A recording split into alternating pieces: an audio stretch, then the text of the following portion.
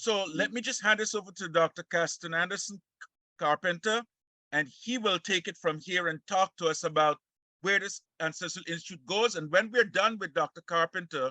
Anderson-Carpenter, we come back to Dr. Monica Ponton-Arrington, and she will close us out for the evening, and we will say goodbye. Dr. Kaston. Yes, thank you so much for that introduction. As Antoine noted, we are looking to build a curriculum for the Ancestral Institute. I'm going to be brief before you because I want to really just kind of set the stage and introduce what we're doing for the curriculum. And again, this is really in the planning stages, but we felt it's important to bring it to the community so that you all know what it is we are doing and what we're planning. And we certainly invite your input, questions, and ideas to help make this curriculum something that is not only present for the community, but also something that can be a living curriculum that we can continue to update and refine. And as we learn new things, we can integrate those into the curriculum for all of us. So as far as the background, I want to start by sharing some of the background as to why the curriculum. Well, we know that there is a lack of scientific literature that really highlights the efficacy and the effectiveness of traditional healing practices. In fact, our practices are not officially recognized by the National Institutes of Health or the Centers for Disease Control and Prevention in the United States as evidence-based practices and strategies. And because of that, there's really a lack of funding to support research efforts to continue to build the evidence base and to continue to contribute to the growing body of scientific literature on healing practices, whether it's for physical, spiritual, or psychological well-being. And the third issue, or gap, I should say, is that there is an over-reliance on Eurocentric epistemologies and Eurocentric values in science. Scientific inquiry that draws on traditional epistemologies from indigenous values, those kinds of scientific practices are really not highlighted in the scientific literature. And that's a big gap because that represents so much of the scientific inquiry and the practice that's done in the world. So this curriculum is really about how do we fill that gap? How do we go about providing this information and really developing the science from the ground up? So our goals are threefold for the curriculum. We want to ensure, our attempt is to provide a comprehensive curriculum that provides training and technical assistance, resources and for us all, and also provide a network so that we can expand our network, not only in terms of providers, but even our network, our social network, because a lot of times it's helpful to know people who are doing similar work. Our second goal is to support traditional and indigenous healing practices. And we also want to really provide or develop a framework of traditional and indigenous healing practices that can be used for research and for funding efforts.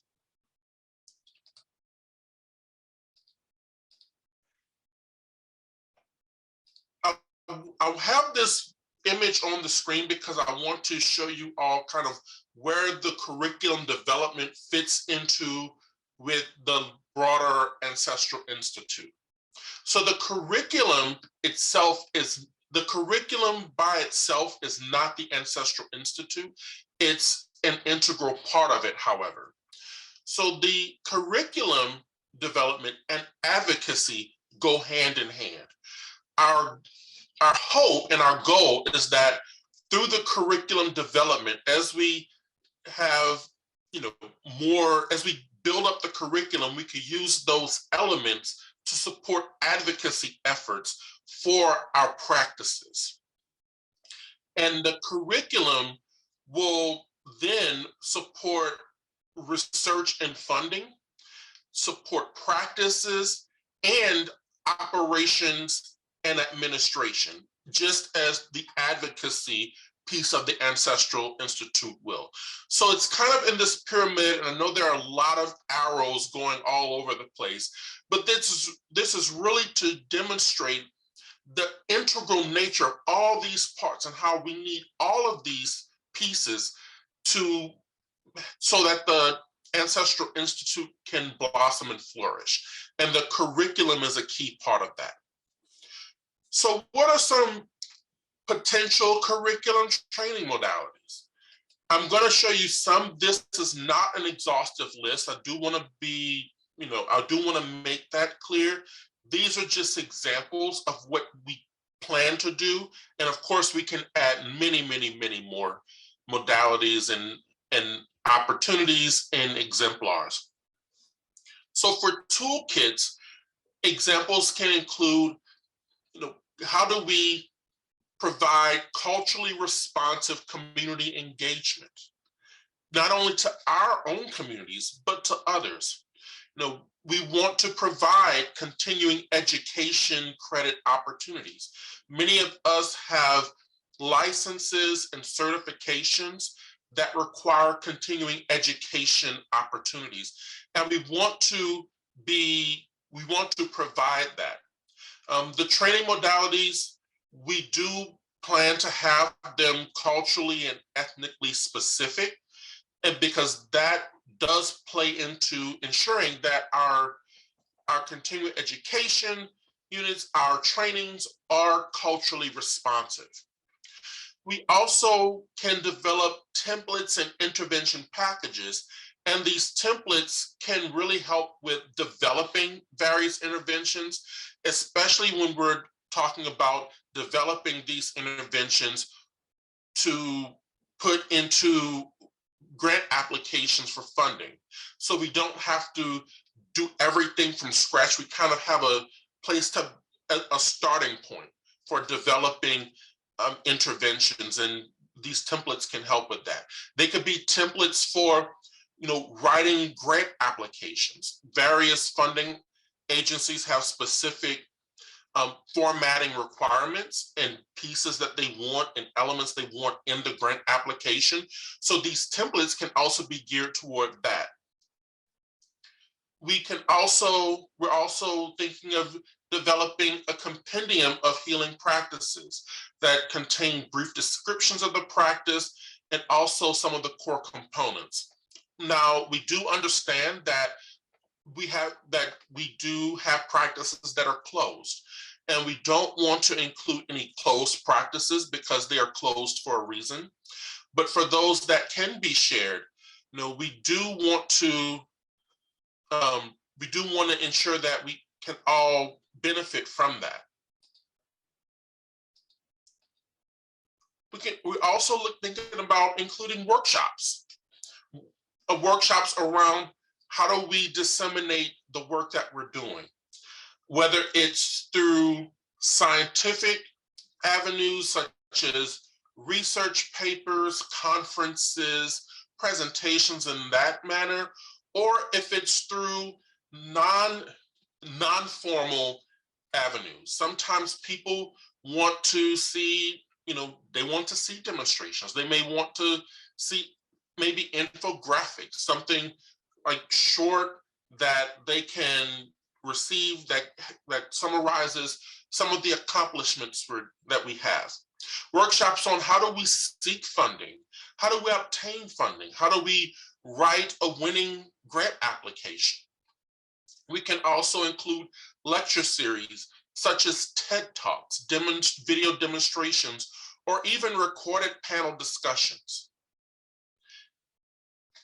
We can include a network of providers not only related to mental health providers, but also physical health providers and providers for spiritual well-being. Because again, this is about creating and fostering a network. And finally, how do we identify agencies that support the kinds of healing practices that we have? They can be local, state or provincial, national, or even international agencies that are open to and amenable to the traditional and indigenous healing practices that we have.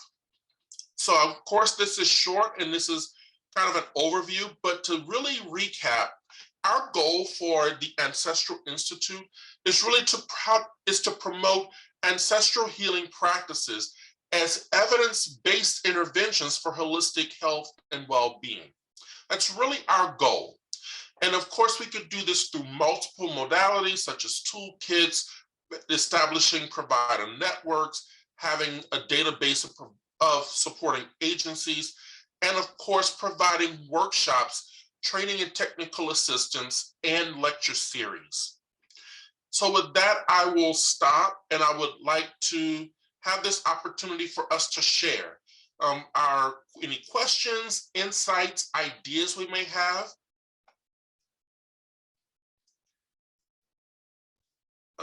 And so Dr. Monica noted in the chat that each culture does have their own ways of healing, water ceremonies, etc.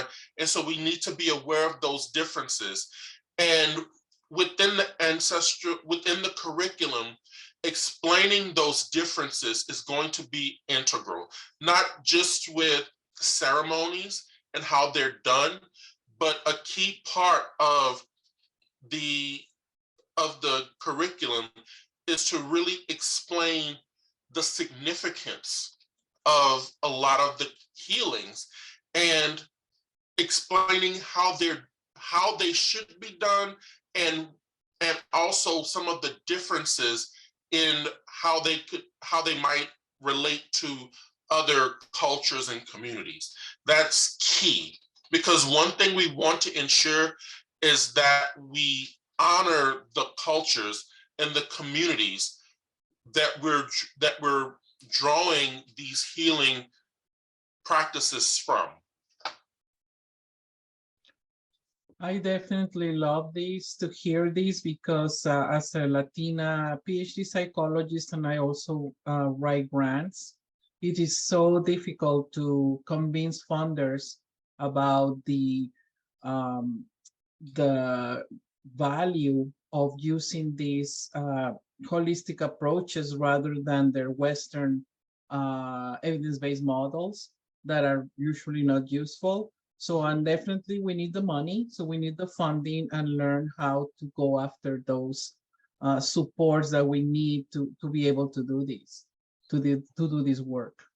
So I'm so glad that you guys are working on that. Thank you. I often review grants for the National Institutes of Health and the Center for Disease Control and Prevention, and I will say almost none of the grant submissions have looked at traditional and ancestral healing practices as a mode of intervention for health and well-being. And it is a major gap, even in the funding. But it's also a great opportunity. And our hope is that the curriculum, and us building the curriculum up, can help fill that gap as a way of advocating for these practices. Yes. I wanted to ask, as far as funding for your program, which I think is like really wonderful, I'm very excited about it. Would it be an opportunity perhaps to look for funding outside of the norm, right? Kind of contact maybe other countries within the continent of Africa that are run by Black people or people of color, because we have a lot of money globally, right? So how do we contact those people and have them fund this program? Yes, and that is a key part. A lot of the, especially for folks in the US, a lot of times we don't think about going outside of the US for funding. And as you said, there are a lot of agencies that are willing to fund this work. And so part of the curriculum will be about how do we identify those agencies. But as you were speaking, I just thought of another part that we can include in the curriculum is a database of open opportunities for funding from all over the world, because we may not be aware of funding opportunities in a particular country, but someone from that country may be able to say, hey, this opportunity is available if anybody in our network is interested in applying for it. So I'm really glad you brought that up. And thank you. Sonia, I like how you, I want to highlight something Sonia noted, is that we should reverse the sentence and advocate for practice-based evidence. I appreciate that. I really appreciate that, because it highlights the role of practice, and it highlights the role that community plays in advancing science. So I think that going forward, we should say practice-based evidence when referring to the curriculum. Thank you for that, Sonia. Prophet? Yes, I just want to share a personal item, is that I think that, well, let me just say from personal level, some of the healing circles that I've been a part of, and I've been a part of several of them, and I'm from a place, I won't even say where, but we were able to get, I think, a couple 100,000 anyway, and we didn't have a big system. I mean, we had a curriculum, but I think beyond the curriculum, some of the selling points is that, well, I don't want to ramble about this, pay attention to the grassroots people, because there are those of us who had to get out there and do it like we loved it for free for a while. We now have a little bit coming in, but someone said, do what you love and prosper. And then I see sometimes people will come because the funding comes and then they get involved. But there are people who are, we were already having people doing it. We were already bringing people to the circles. When COVID came, we were in face-to-face. We didn't stop. We didn't miss a beat. We went from face-to-face to virtual. So I'm just saying that then a year later, after, and I'm speaking, because I was a part of the grassroots when the new mayor was sworn in, and I shook his hand and I said, remember this. And he said, what is that? I said, that's a healing circle. Anytime I got on a Zoom meeting with anybody for any topic, I put, remember the healing circles. So no money. So I'm just saying that the curriculum and the scholarly stuff is good, but the people who are out there, boots on the ground, sometimes with no boots, the grassroots with no grass. And so honoring them so that they get out there and do the work, because we can do this work and we don't need funding. I know, because I've done it a long time. There is some funding now out there, and the funding that came with the organization I was a part of didn't have but 2 or 3 nickels to rub together when they wound up getting that 100,000. So it's not the usual thing we think of, and then kind of move away from the idea that they won't fund us, because they just did. I mean, these people said they're not going to fund us. I said there's a crack in the window, and I think it's not just for people of African descent, it's that reparations. People want to get that out the way, I think. So some people were throwing money here and there, and people were shocked that a small organization with not a history of big funds got some big funds to do what? Healing circles. So the grassroots, that's what I preach. And if you love it, do it, and it will prosper. If you don't love it, but it looks exciting and interesting, then maybe just go to a circle. But they are funding it, and more funding is coming forth. And some people have worked really hard for years, have now got large grants, like $500,000 healing circles. So I just want to throw that out. Yeah, and I'm glad you did. I think the grassroots work has to be highlighted in the curriculum, and not only the work being highlighted, but the people doing the work. I feel that they need to be highlighted, because for so long in the grassroots worker, people who are at the grassroots level have been honestly kind of sidelined in the discussion of promoting health and well-being. And it's time to change that. It's time to really highlight grassroots work and people who are boots on the ground, as you said, who are doing the work and who have been doing the work, and really elevating them as experts, because they are experts. Yeah. And write them in the grant, kick $2 or $3 Yes. to them, because usually they'll come to, okay, we know this person has this and they got 3 degrees and 5 this and that, and they know uncle whoever. But the grassroots people, get them involved, because they're the ones at the table. And if you have a grant, you need numbers. And the grassroots people know how to get the numbers. That's what they want to see. The data is with the numbers. So thank you so much. Yes, and a lot of times honestly, they can and should be written in to the grant as a line item, as a consultant, and paid as such. So I'm so happy to hear you say that, Prophet. I do want to highlight Baba Fasami's point that it may be beneficial to advocate for developing practice-based evidence-focused research training, teaching practitioners and key stakeholders how to study our cultural practices.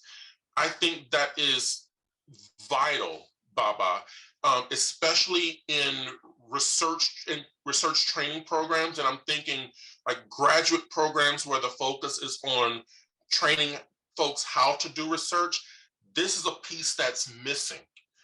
And it's a major gap, and hopefully our curriculum can help fill that gap, so that people who want to do the work, they can learn from grassroots workers. They can learn from this practice-based, evidence-focused type of training. So I'm really grateful that you brought that up. Thank you so much for that.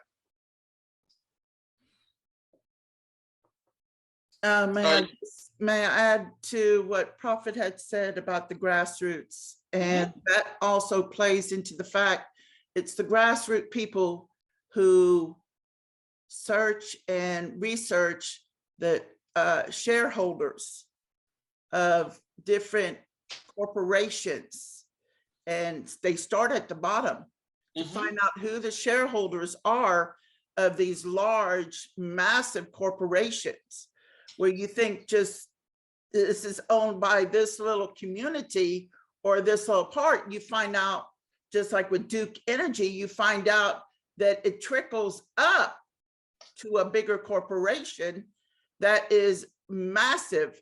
And if you can get into the shareholders, the first little set of shareholders, then you can build and get the grants and get the funding that is needed for projects that need to be done, including research, including speaking to indigenous individuals that are available right in your own backyard, so to speak. Yes, and that's a piece that we certainly want to include in the curriculum. Like that could be a toolkit of itself, a toolkit component. How do we do that? First of all, highlighting the importance of that, but also how do we do that so that folks who are interested in doing it have really the self-efficacy to do it. They have the capability and the capacity to say, you know what, I have this excellent tool here that is showing me how to do this. Now I feel confident in doing it. Let's get some folks together and make this happen. So thank you, Dr. Monica, for pointing that out. May I ask a question? And it might be a silly question, but I'm thinking of the word best practice evidence. And I'm like, well, haven't indigenous practices been practiced for centuries, and the evidence is that it has worked for our people. So why do we need to prove that, since the proof is that how long it has lasted, and that people still turn to it, even though they know of other Western ways of doing things? Isn't that the evidence? Yes, and I will say this as a scientist, I agree. You know, there's a saying that the proof is in the pudding, and to me, it's clear that the evidence is there. One of the things we want to do is take the evidence that we see and disseminate it into the Western science, so that they can see, hey, it's not just about this Eurocentric way of thinking about it. It's not just about this, you know, these Western approaches.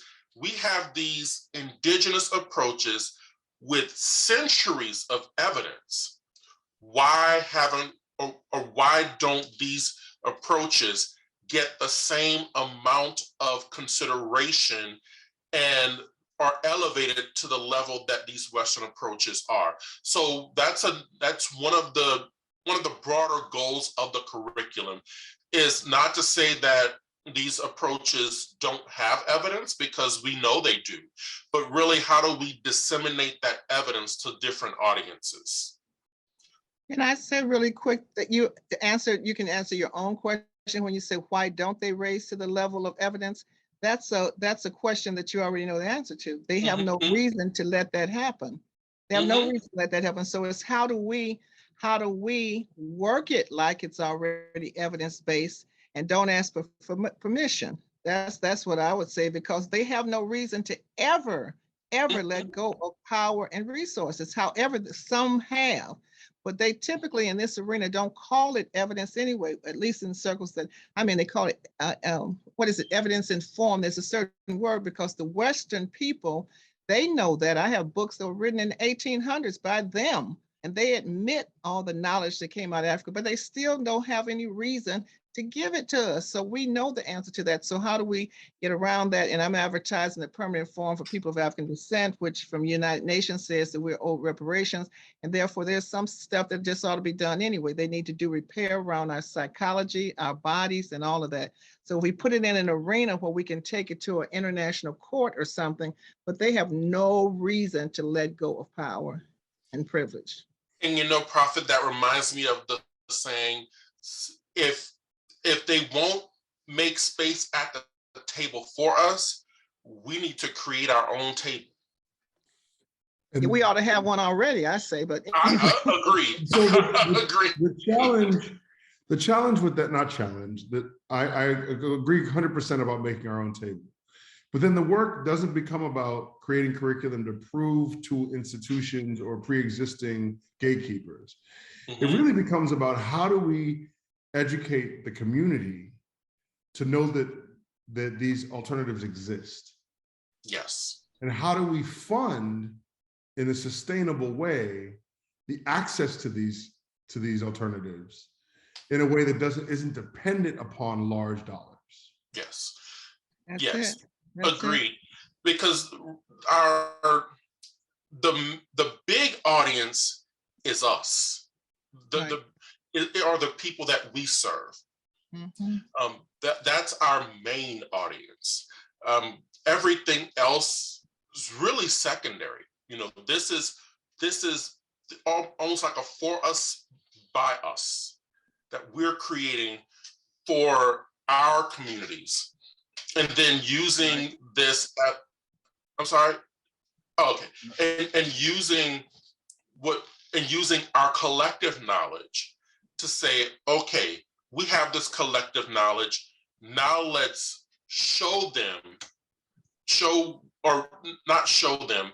but let's use our own collective knowledge to produce the science, to demonstrate the evidence to communities who may not have access to it, or who may not have heard of some of these traditional practices. Can I suggest that may be one of the factors that we may need to work against? It's the shame and stigma surrounding mental health care that has become ingrained over the generations, over centuries, which has been one of the factors that has divided us and separated us from our ancestral beliefs and practices that were actually healing for us. But I would want to suggest that I think by the very work that we are doing here with this Ancestral Institute, we begin to change the narrative, we begin to change the language, we begin to provide the information and as the practice-based evidence format, so that other people can see that this is what existed, we are reconnecting with it. So if you get the information, if you're informed, if you get educated, then that can change your outlook. And it may, I mean, there's already evidence in the United States, for example, that more and more people are moving away from organized religion. And so what are they moving to? So isn't this an opportunity for us with this Ancestral Institute to say, well, look, this is something that you were originally a part of. Let's help you become reconnected with it. Exactly. Dr. Monica, did you have a comment? I saw your hand was okay. Yeah, can I say, Jim, I want to hail the grassroots again because I've been a part of it so long. So the question is, how do we get this holistic practices to our communities? I'll tell you how I did it. I just go and do it. Now, here's the challenge. What is the challenge? I don't have $100,000 in student loan. For those who do, they got to be paid, right?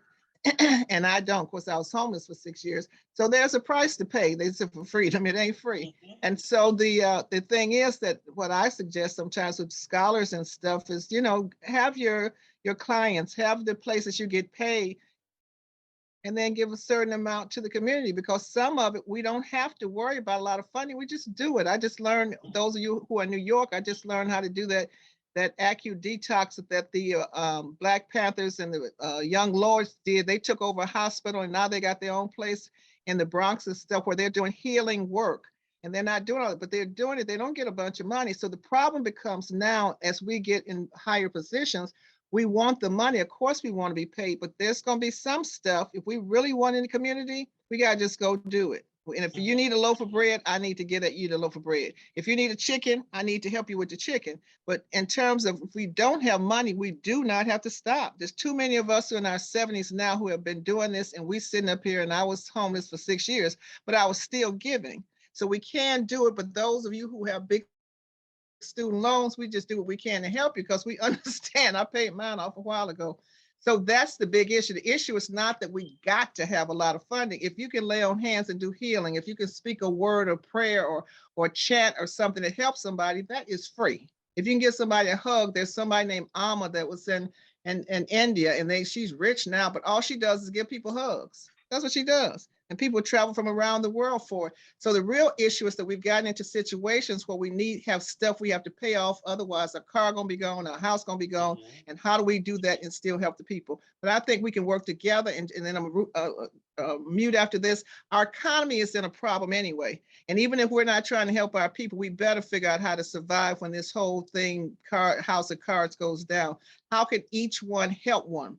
So we can go touch somebody, and that's it. Don't feel bad that you got to go pay your bills and go to your office and stuff. Just spend some time on the side, allocate some of it to help somebody in your community. Yes, absolutely. I co-sign that 100%. Inside of this, if it's not too much, and maybe a way to close, intergenerational knowledge, right? Part of the curriculum must include, and it's critical, that we capture and value those who have 30, 40 years of experience and have been moving and doing, so that we're not trying to reinvent the wheel, and so that we understand that ancestral, or that the intergenerational works and the honoring of those who have done the work is part and parcel to making sure the culture remains intact. Absolutely. I think that's a great way of closing out the conversation, because it centers us. So thank you so much, Baba, for that. I think we're right at time. So I will turn it over to... Excuse me, please. Sure, absolutely. My name is Edward Thomas, and I am Baba Orwin Thomas's dad. I have been, this program, could it be interpreted as a health benefit program? Yeah, yes, it could. And as such, would it be stretching it to say that this is one of the, in a plan, a health plan, this is one of the benefits in that health plan? Which means that the people who pay for health plans are the insurance companies. So if first of all, your program as a benefit in your health plan, and we've been talking about grassroots, the question is, would they not reimburse for services rendered to those subscribers for that health company, the health insurance company? Now, I listened just a moment ago and someone was saying you need money, even when you provide the service, that you need to be reimbursed in some way. You have got to be making some money to live. There are two things you're going to need to do. You're going to have a grassroots of providers today that you can, that will constitute your network. You take that grassroots of providers and you're going to have to put together a proposal that already exists to take to insurance companies to say, here, I would like you to offer this as a benefit. We are going to go to the churches and other organizations to say, here's a benefit that your members can select from their insurance company, because is the employer provided insurance coverage. Here's a benefit that they could select. So in the L plan, it's in there, but you've got to sell that plan to the insurance company so that it becomes a part of the benefit offered in that insurance company. Does that make sense? Yeah, that makes perfect sense. And I personally didn't even think of that. So I'm so glad you brought that up. I took notes as you were talking. My notes are kind of all over the place, but I took all kinds of notes. That is such an excellent idea, and I want to thank you for bringing that up. Well, thank you so much. It so happens that I am an attorney, but my expertise is in managed care, and I have been the general counsel for one of the largest HMOs in the country. So I've seen this. This is where you've got to, it has got to be a part of the health plan. And if it's a part of the health insurance, the coverage that is offered by a company, the health insurance company, then your network of providers, you're going to have a network of providers who would be saying, if a person needs this benefit, they can go to that network of providers.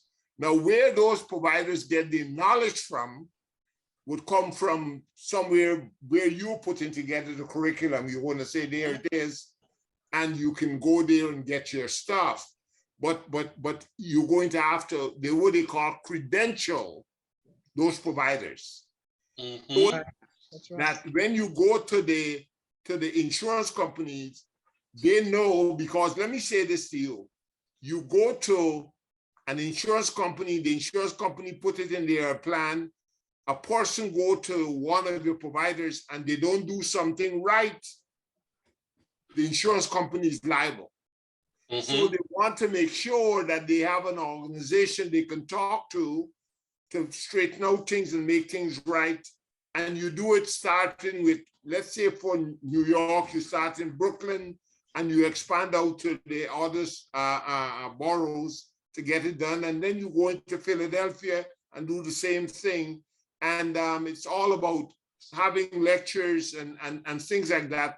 and making it a part of is the education process. You got it. Someone mentioned earlier, educating your subscribers or your members, the grassroots. You got to educate them so that they know that you don't only get healing from the traditional healing sources, but there's also another source that if this didn't work for you, or that would be my first preference to go to. And I'm going to tell you why the insurance companies would be, such as HMOs and others, would be interested. Because they always provide care on a scale basis. They look at the least expensive things to do first. And then they look at the second least expensive thing before they get to surgery. Okay? So this would be one of the lower things that they can do that is cost effective. And if it works, believe me, they're going to pick it up and take it and run with it. And your source of revenue is going to come from there, because then you can go back to them and raise funds for your curriculum, developing of the curriculum that you're talking about. I'm so glad that you brought that up. I wrote a lot of notes.